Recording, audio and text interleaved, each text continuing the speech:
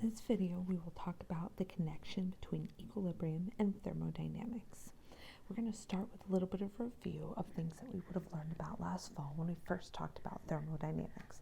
So we learned in the fall that in order for a process to be spontaneous, the entropy of the universe must increase. We also learned how to express the entropy of the surroundings in terms of things that could be measured about the system. So because energy that enters or leaves the system directly affects the entropy of the immediate surroundings, we had talked about this relationship that the entropy of the system is equal to the opposite sign of the enthalpy change of the system divided by the temperature change. Again, we talked about all of that back in the fall.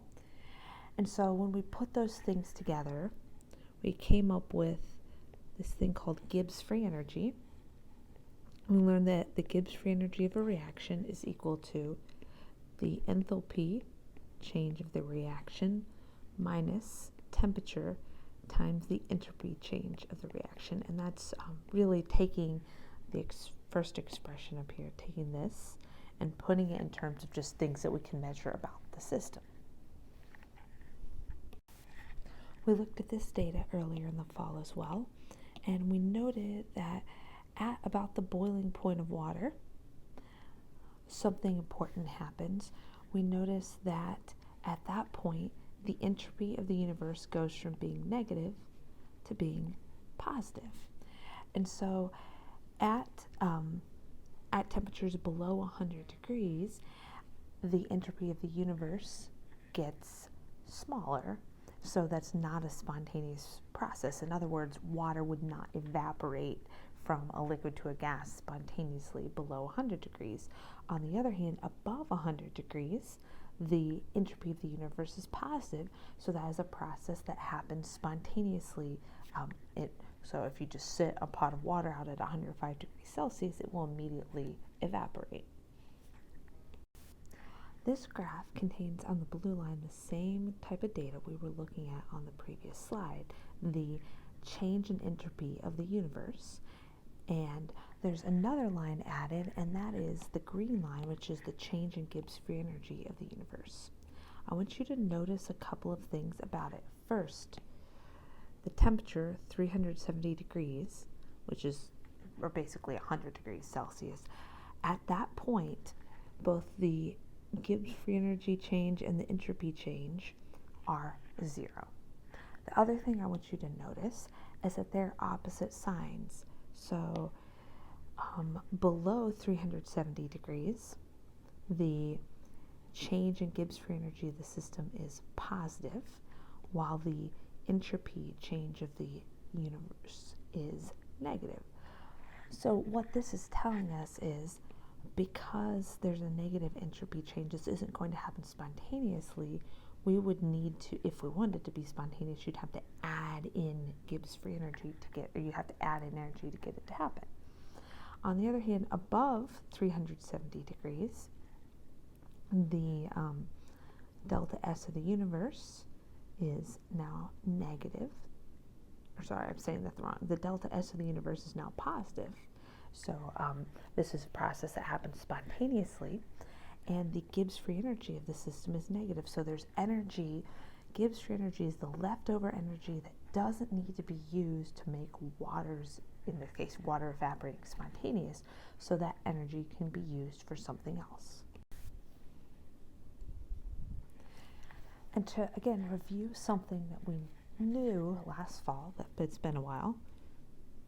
When a process is not spontaneous, like water evaporating below 100 degrees, delta S of the universe is negative, and Gibbs free energy is positive.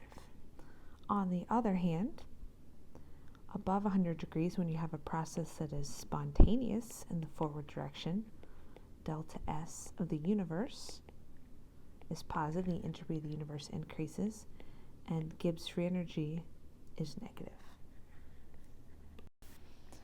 So we're going to start looking at a graph here with, on the x-axis, progress of the reaction. And so we're talking about a reaction of A going to B that's favorable at 298 degrees in the forward direction. So over here would mean all A, so at the beginning of the reaction. Over here would mean we have all B, so that would be like the reaction goes 100% to completion and all A has now been converted into all B. And so we said that the reaction is favorable at 298 degrees. So we have to think about what's true about the entropy of the universe. We're trying to decide which of these graphs, the blue line, the black line, or the brown line, which would be a good representation or the correct representation of the entropy of the universe as the reaction progresses. Well, we know that the entropy of the universe has to increase for a process to be spontaneous. So it needs to be positive. It says, which graph would best represent how the entropy of the universe changes as the reaction proceeds? So normally, if we were in class, I'd have you take a vote on this, but we're not, so I'm going to talk about the merits of each of these. We're going to go in reverse order. So for graph 3, notice that initially the delta S of the universe starts out by decreasing. This line would never happen because it's not going to get going, because right off the bat the entropy of the universe is going to get smaller instead of bigger. So then we're comparing between graph 1 and graph 2. Well, graph 2 is a straight line that implies that the entropy of the universe just keeps on going. Well, there would be no real reason for this process to ever stop anywhere between A and B if it was a straight line, theoretically keep going on forever. So that causes us to eliminate line 2. So the blue line would be the best representation for how the entropy of the universe changes as a reaction proceeds.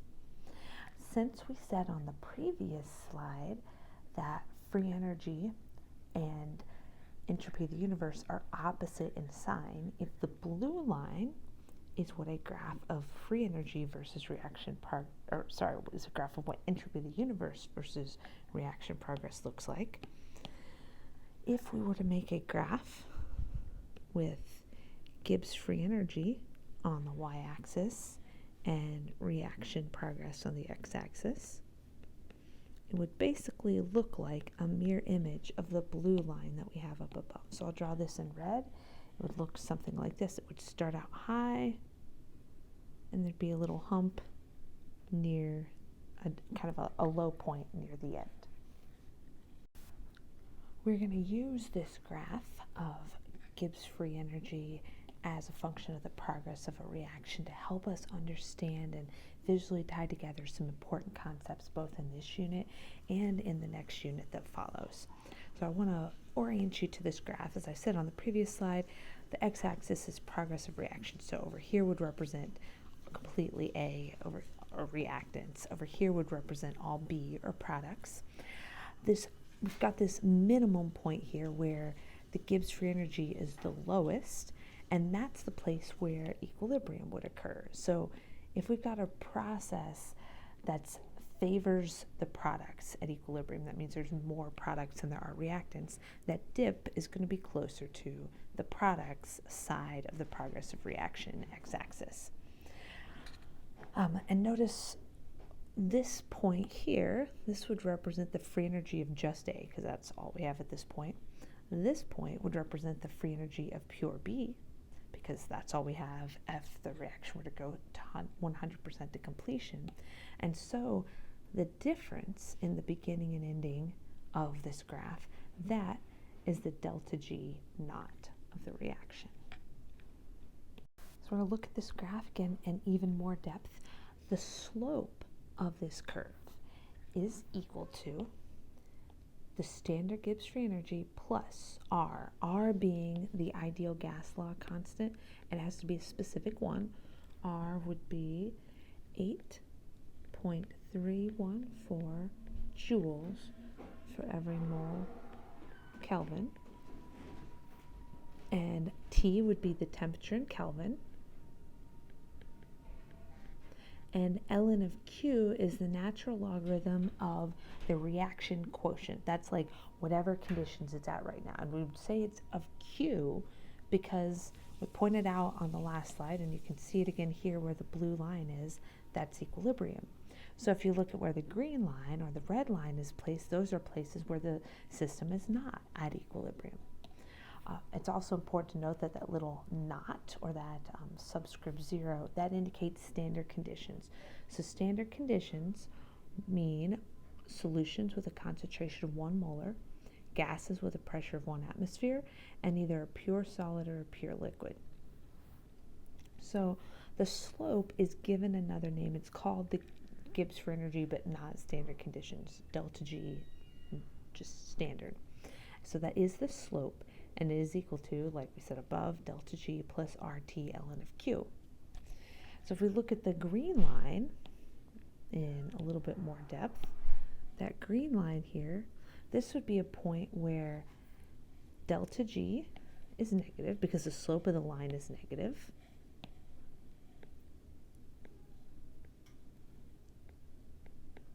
So the slope is negative, that means delta G is negative.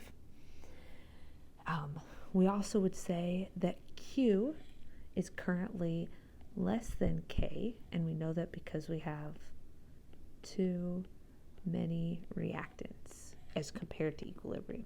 So we need to make products to get to equilibrium. And so if we're at this point here on the graph, the reaction would proceed faster in the forward direction until it gets to equilibrium, or the forward rate is the fastest. Thinking about the red point, or the red tangent slope of a tangent line here, we're at this point on the graph. At this point, the slope of the tangent line is positive, which indicates that delta G at the current conditions is positive. The reverse reaction is going to be faster than the forward reaction because right now Q is greater than K. We need more reactants and less products to get to equilibrium. Finally, we're going to look at the point of equilibrium itself, which is right here, the blue line. So at this point, at the point of equilibrium, we would say that Q is equal to K. The slope of the tangent line is 0. Gibbs free energy is 0. And that would also be a point where delta S of the universe is 0. So it implies that there's this connection between Gibbs free energy, change in entropy of the system, and the value of K. So at equilibrium, the slope is 0. So 0 equals delta G naught plus RT ln of Q, except if we know we're at equilibrium, it's not ln of Q anymore, it's ln of K, because Q is equal to K. And so if we rearrange that, we find this really important relationship. Delta G naught is equal to negative RT ln of K. Important because if we can calculate the standard Gibbs free energy of reaction by looking it up, say, in a table in the back of our book, which we have tabulated values for all of that, and we know R is the gas law constant, which you can look up on your reference sheet on the test, we can relate Gibbs free energy to the equilibrium constant. So if we know equilibrium constant, we can actually calculate the standard Gibbs free energy change of the reaction and vice versa. So let's kind of compare. The graph we looked at a moment ago was for something that has more products present at equilibrium. So that would be a K that's bigger than 1. Here, let's consider the case, what would this graph look like if K was equal to 1, and the standard Gibbs free energy change then would be 0, because the natural logarithm of 1 from our expression on the previous page is 0. That graph, because the Gibbs free energy change would be 0, the starting and ending points on the graph would be at exactly the same height. And notice the equilibrium point right here where the slope of the tangent line is 0, it happened smack dab in the middle where we have this would be all A, this would be all B. Here we'd have like a 50-50 mixture, and that'd be the point where K is equal to 1. Now, the third type of scenario we could have would be where the standard Gibbs free energy of reaction is positive. That's what we've been calling a non-spontaneous reaction. What we really mean, now that we know more about equilibrium, is that at equilibrium, there's more reactants present than products. And so the graph would look something more like this, where the beginning and ending that shows an increase, the Gibbs free energy is positive. There's an increase in Gibbs free energy from as you progress from reactants to products. Here's where equilibrium would be. K would be much less than 1, because this is something that stays primarily as reactants, like it doesn't dissociate, or like the reactant, it doesn't react to a very great extent. So there's how this graph can change and look different depending on the thermodynamics of the reaction that we're looking at. We're going to use these relationships a lot as we move into the next chapter and apply our understanding of equilibrium and thermodynamics to redox reactions. But we're just going to practice getting used to these relationships here. So the relationships that we developed are that delta G is equal to delta G naught plus RT ln of Q, and then at the special point equilibrium where delta G is 0, the slope of that graph is 0, delta G naught is equal to negative RT ln of K. So I'm just going to write those there as reference so we can look at them. So in this problem it says calculate delta G, no it's not, delta G naught at 298 Kelvin, and I'm given the pressure for the gases involved in this reaction. I'm also given delta G naught of reaction, which probably comes from the tabulated values at the back of the textbook, and I'm given the chemical equation. So it says, is a reaction more or less spontaneous than under standard conditions? So standard conditions, it's negative 102. We need to calculate the non-standard delta G.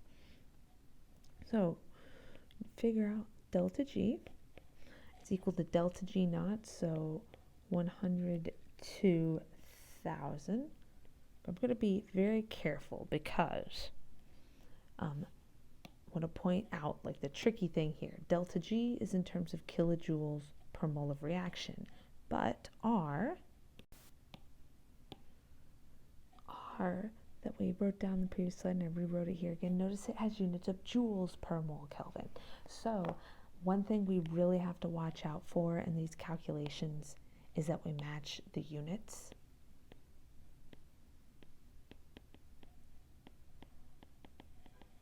Of delta G and R. I'm usually going to put delta G into joules to make things match up a little bit more easily. So that's delta G naught plus R is 8.314 times T, which is the temperature in Kelvin, and I'm given that it's 298.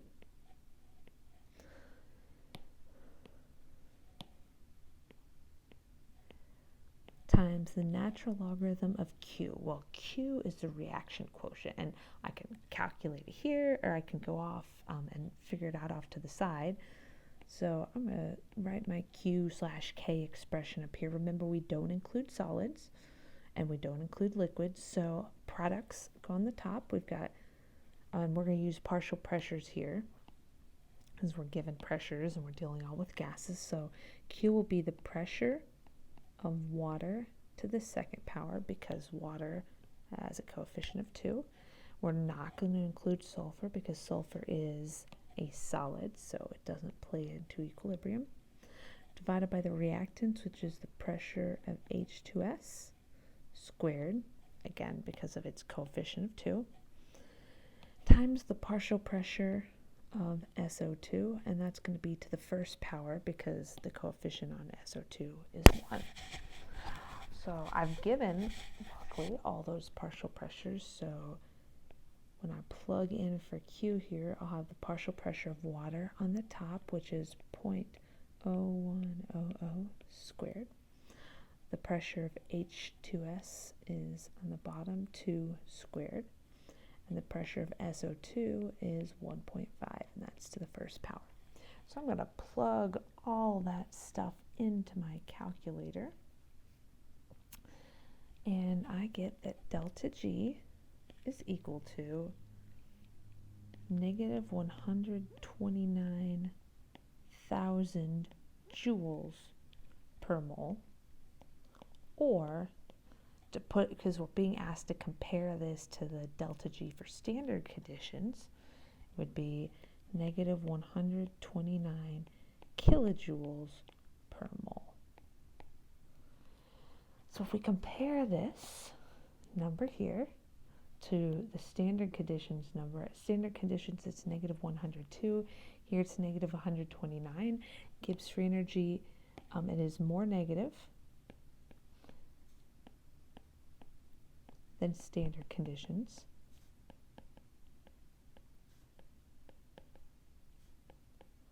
And Gibbs free energy is negative for spontaneous reaction, so the more negative it is, the more spontaneous, the more it's going to drive towards making products. So this would be more spontaneous than standard conditions.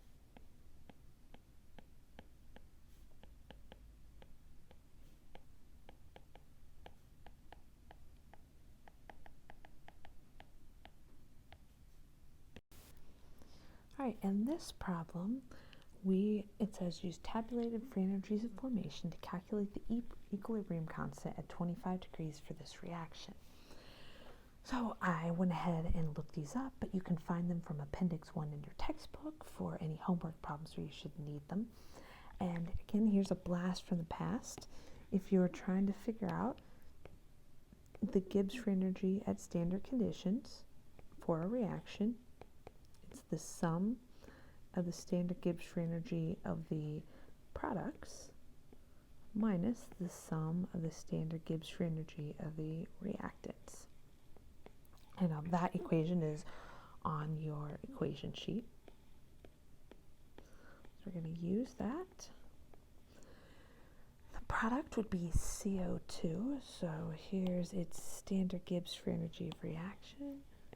Negative 394.4, but I've got to multiply it by 2 because of the coefficient of 2 here.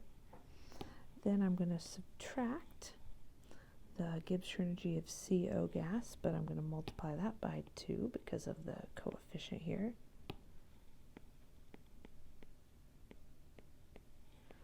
And I'm going to subtract the Gibbs free energy of formation of oxygen gas, which is actually 0 because it's an element. So the standard Gibbs free energy of reaction for this reaction is negative 514.4 kilojoules per mole.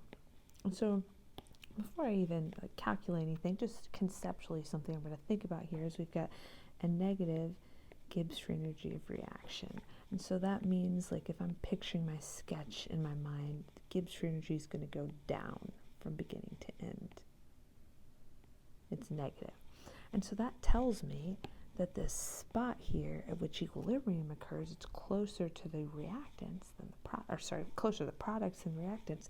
So that's telling me that I'm expecting a K to be a fairly big K, something that's bigger than 1, because that goes along with a negative free energy.